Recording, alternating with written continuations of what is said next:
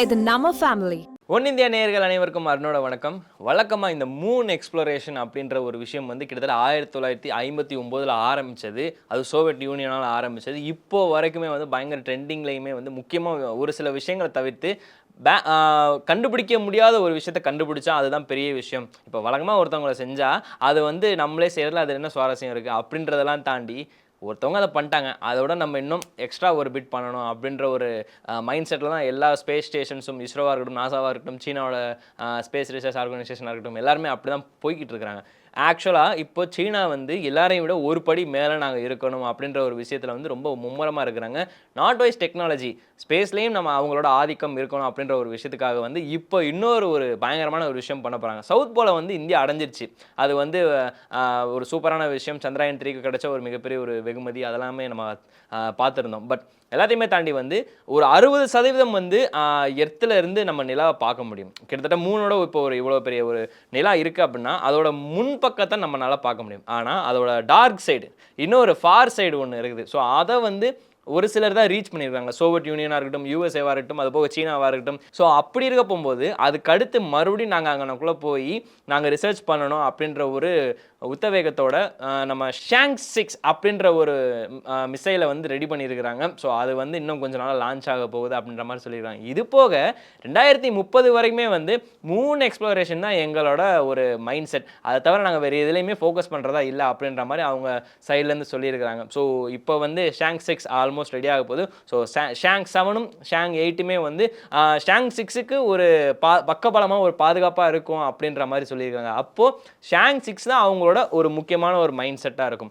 இது போக ஃபார் சைடில் என்ன இருக்குது, அப்படி அங்கனுக்குள்ளே என்ன ஒரு விஷயம் கண்டுபிடிக்கப்பட்டிருக்கு அப்படின்னு சொல்லி பார்த்தீங்கன்னா, முன்பக்கத்தை விட பின்பக்கத்தில் வந்து ஹீட் ரொம்ப ஜாஸ்தி. முக்கியமாக இந்த அமௌண்ட் ஆஃப் ஹீட்டுக்கு வந்து என்ன ஒரு காரணமாக இருக்கும் அப்படின்றது வந்து எந்த அறிவியல் அறிஞர்களாலும் சொல்ல முடியல இப்போ வரைக்கும். முக்கியமாக வந்து 1959 சோவியத் யூனியன் வந்து போனாங்க, மூன் இப்படி தான் இருக்குன்னு சொல்லி பிக்சர் வந்து அனுப்புனாங்க 1960. அது வந்து ஒரு ப்ரெஸ் ரிலீஸாகவுமே ஆச்சு. அதுக்கப்புறம் வந்து யூஎஸ்ஏ போனாங்க. அதுக்கப்புறம் வந்து மூனோட மினரல்ஸ்லாம் எடுத்துகிட்டு வந்தாங்க. அப்போலோ 13 நினைக்கிறேன் அந்த மிஷின். அந்த அப்போலோ 13 வந்து ஒரு 50% இருக்கிறது, மூணில் இருக்கிறது வந்து ராக்ஸு மினரல்ஸ்லாம் இருக்குது. ஸோ அதனால தான் நிலா உருவாக்கப்பட்டிருக்கு அப்படின்ற மாதிரி அது அவங்க கண்டுபிடிக்கப்பட்டாங்க. ஸோ இதுக்கடுத்து வந்து சீனா வந்து லூனா 3 பொறுத்த வரைக்குமே வந்து நிலாவோட ஒரு சைடு வந்து லேண்ட் ஆயாச்சு. பட் ஆனால் அதை பற்றி இன்னும் இன்ட்ரெஸ்டாக என்ன இருக்குது அப்படின்றது வந்து ஆராய்ச்சி பண்ணுறதுக்கு ரொம்ப தீவிரமாக இறங்கியிருந்தாங்க அப்போவே. மிஷன் ஓகேவாயிடுச்சு. பட் ஆனால் அவங்களுக்கு அதை பெரிய லெவலில் சக்ஸஸ் ஆகலை. ஸோ அதெல்லாம் உடச்சி எரியறதுக்காக ஷாங் 5 தவிர்த்து ஷாங் 6 வந்து இப்போது பயங்கரமாக ரெடி ஆயிடுச்சு. ஸோ இது ஒரு மிஷனாக வந்து ஃபார் ஆஃப் த மூன் அப்படின்ற ஒரு டைட்டில் வச்சுருக்கிறாங்க அவங்க. அதாவது மூனோட மறுபக்கத்தில் என்ன இருக்குது, டார்க் சைடு ஆஃப் த மூனில் என்ன இருக்குது, அங்கனுக்குள்ளே ஏதாவது ஒரு வாட்டர் ரிசோர்ஸ் இருக்குமா, இல்லை சம்திங் வேறு ஏதாவது இருக்குமா அப்படின்ற ஒரு விஷயத்தில் வந்து ரிசர்ச் பண்ணுறதுக்காக ரொம்ப ஐடியா பண்ணியிருக்கிறாங்க. பட் ஆனால் இது எத்தனை நாளைக்கு, எவ்வளோ நாள் காலகட்டம் அப்படின்னு சொல்லி பார்த்தீங்கன்னா 53 நாட்கள் காலகட்டத்தில் வச்சுருக்காங்க. முக்கியமாக வந்து இன்னொரு சவாலான ஒரு விஷயம், மூனோட ஒரு 60% அந்த கவர் சொன்னேன் இல்லையா, அது வந்து எர்த்தை சுற்றி இருக்கும். அந்த எர்த்தில் இங்கேருந்து நம்ம வெறுங்கனால பார்க்கலாம். அப்பேற்பட்ட ஒரு விஷயத்தில் வந்து இங்கேருந்து நம்ம டேரெக்டாக ஓகே அனுப்புனா இந்த இடத்துல போய் லேண்ட் ஆகலாம், இந்த இடத்துல போய் லேண்ட் ஆகலாம்னு சொல்லிட்டு நம்மளால் சொல்ல முடியும், சயின்டிஸ்டால் சொல்ல முடியும். ஆனால் மூனோட அந்த இப்போ இந்த பக்கம் இருக்குன்னா பின்பக்கம், இந்த பின்பக்கத்துக்கிட்ட வந்து இங்கேருந்து எப்படி போகிறது, இங்கேருந்து போனால் எந்த இடத்துல லேண்ட் ஆகும், அப்படி லேண்ட் ஆனால் அந்த இடத்துலேருந்து என்ன கிடைக்கும் அப்படின்றது வந்து ரொம்ப டஃப்பான விஷயம். ஸோ இதனால தான் வந்து other side of the moon, அந்த dark side of the moon வந்து ரொம்ப ஆபத்தானது அப்படின்ற மாதிரி நிறைய பேர் சொல்லியிருக்கிறாங்க. முக்கியமாக அவனுக்குலாம் வந்து பால்கனஸ் அவ்வளோவா இல்லைனாலும் அங்கே இடத்துல அவ்வளோ ஹீட், அமௌண்ட் ஆஃப் ஹீட்டுக்கு என்ன ஒரு காரணம், அவங்களுக்குள்ள வேறு ஏதாவது ஒரு அமானுஷ சக்தி எதுவும் இருக்குதா அப்படின்ற மாதிரி அவங்க வந்து ஒரு சின்ன டவுட்டில் இருக்கிறாங்க.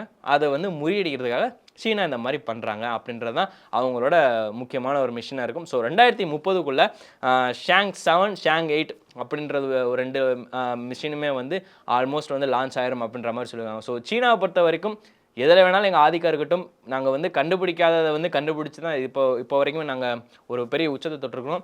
அதே மாதிரி இதுவும் நடக்கும் அப்படின்ற மாதிரி அவங்களோட ஒரு மிகப்பெரிய ஹோப். அந்த ஹோப் வெற்றி அடையுமா அப்படின்றத பொறுத்து தான் பார்க்கணும். இது எல்லாத்தையுமே தாண்டி அந்த far side of the moon வந்து இது வரைக்கும் 3 கண்ட்ரிஸ் அட்டன் பண்ணாங்கன்னு சொன்னேன் இல்லையா. பட் அந்த 3 கண்ட்ரிஸ் அட்டன் பண்ணதுமே வந்து அதில் சீனா ஆல்ரெடி ஒருத்தவங்க தான். எல்லாத்தையுமே தாண்டி வந்து சீனாவுக்கு முதல் சக்ஸஸ்ஃபுல் இல்லைனாலும் அடுத்து யூஎஸ்ஏவாக இருக்கட்டும், சோவியத் யூனியனாக இருக்கட்டும், அவங்ககிட்டயுமே அந்தளவு சக்ஸஸ்ஃபுல் இல்லை. ஆனால் சீனா இந்த தடவை வந்து முன்னாடி மாதிரி இல்லாமல் இந்த தடவை தனித்துவமாக இருக்கிறாங்க. ஸ்பேஸ்க்காக வந்து ஸ்பேஸ் ஸ்டேஷனு அப்படி இப்படின்னு சொல்லிட்டு அந்த ஸ்பேஸ் டெக்னிக்கலாக இருக்கும்ல, அதுக்காக இட்டாலி, ஃப்ரான்ஸு அந்த மாதிரி நாடுகள்கிட்டேருந்து ஒரு குட்டி குட்டி கொலாபரேஷன்ஸ் அப்படி இப்படின்னு சொல்லி பண்ணியிருந்தாலும், இந்த தடவை வந்து நாசா கூட வந்து ஒரு கொலாபே பண்ணாமல் அவங்க பாட்டுக்கு சோலோவாக தனியாக வரேன் அப்படின்னு சொல்கிற மாதிரி அவங்க சோலோவாக என்ட்ரி கொடுத்துருக்குறாங்க. அவங்க இதுக்கப்புறம் வந்து என்னென்ன சாதனைகள்லாம் பண்ண போகிறாங்க அப்படின்றத அவங்க அடுத்து அனுப்ப போகிற ஒரு மிசைல் அந்த மாதிரி இருக்கிறதான் பொறுத்திருந்து பார்க்க வேண்டியதாக இருக்கும். முக்கியமாக அங்கே மூணுக்கு பின்னாடி என்ன இருக்குது அப்படின்றது எல்லாருக்குமே ஒரு க்யூரியாசிட்டியாக இருக்கும். அந்த க்யூரியாசிட்டியை வந்து சீனா தீர்க்குறாங்களா அப்படின்றத பொறுத்திருந்தா பார்க்கணும். வேற ஒரு வீடியோவில் இந்த அருண் அண்டில் தென் வணக்கம். அன்புள்ள கிரியஸ், இது நம்ம ஃபேமிலி.